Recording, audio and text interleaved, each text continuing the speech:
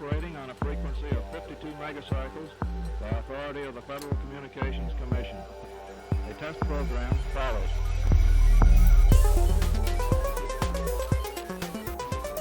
To you who have been trained technically, I need hardly say that there's still a number of problems to solve. I guess you know them as well as anybody knows them. But I think we've proceeded far enough to justify the statement, at least, that these technical problems are not insurmountable.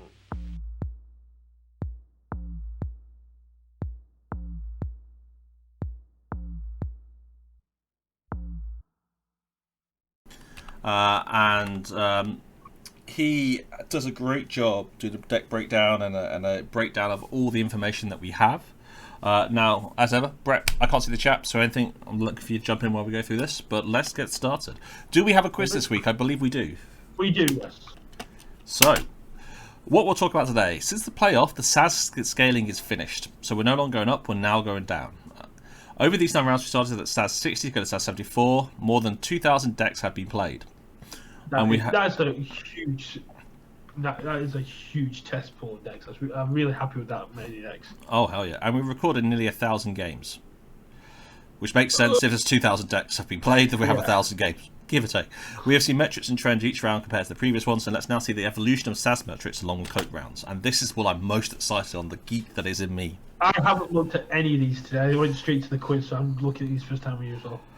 So the deck composition isn't changing. We don't see particular types of cards taking more importance over rounds. Well, I'd say we can see the raw amber has gone from like 11 to 13.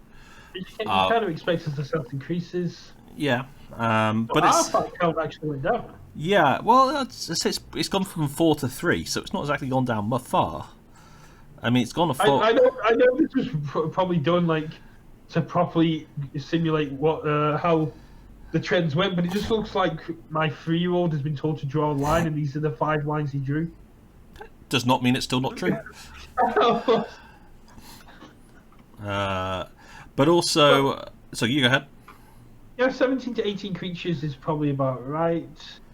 Upgrades being one of the lowest kind of makes sense as well. Yep, always has been, always will be. There's not much really to look at here. It's just that seeing artifacts go down and seeing raw amber go up by the same kind of makes a lot of sense. The thing to look at is the fact that there's nothing to look at. I'd say, yeah. That's it. It's just throughout the entirety of the event, what came in the decks kind of stayed the same. It's the quality of the decks that went up. But here, if you look at the SAS, now understandably the SAS has gone from 58 all the way up to 74, which is the playoff point. Yeah. That's a nice steady line. That's what we all expected. The AARC is also a nice steady line, but is not even close to being parallel. So here we can see the reason the more powerful decks are more powerful on the whole is the synergy implications.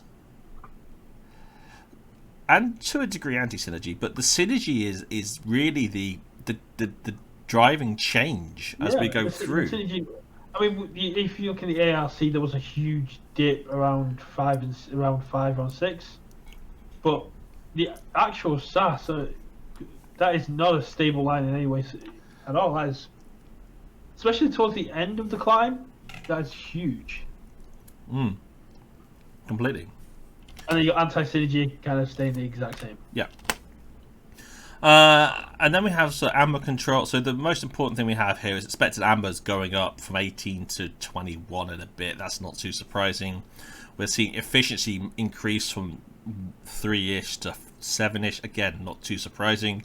We're seeing effective power go down, which I suppose if you think about it, it makes sense. But it's especially with the shift from KOTE to mass mutation. Yep. It kind of makes sense that the average power went down because mass mutation creatures on average are smaller and weaker than KOTE.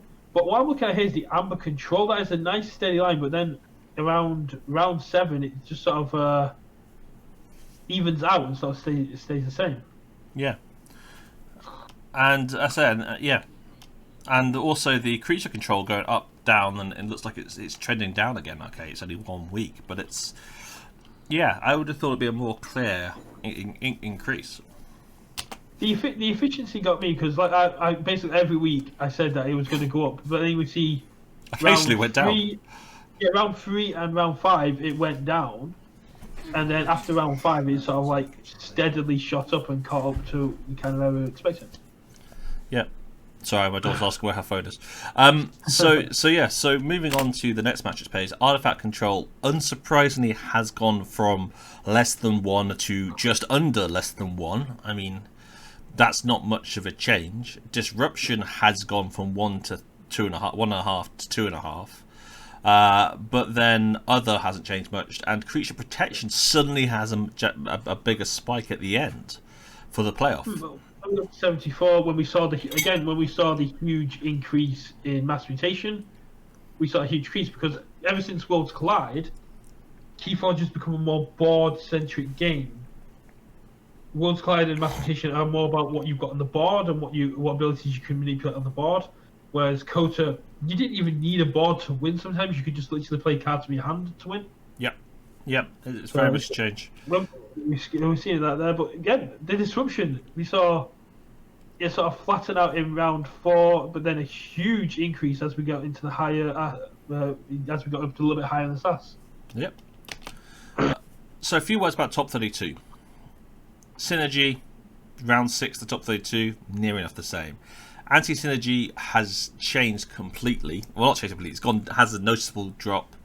But apart from that, I would say less than 5% change is within margin of error. I mean, 1% definitely is. From what I can see here, there wasn't much difference in that 2 increase. Well, no, this is 6 to top 32, so it's the same level. Oh well, yeah, round 6. But then we've seen that a lot of people kept their round 6 decks. Yep. And this is one of the things that some ABR members were talking about in the Discord.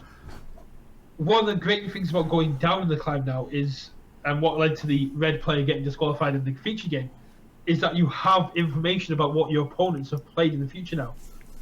Yeah. So people can now go to the KOTE website, the KOTE directory. They can look at the top 16 opponent. They can look at what they played in round 4, and they can be like, okay, this is the kind of deck they're going to bring.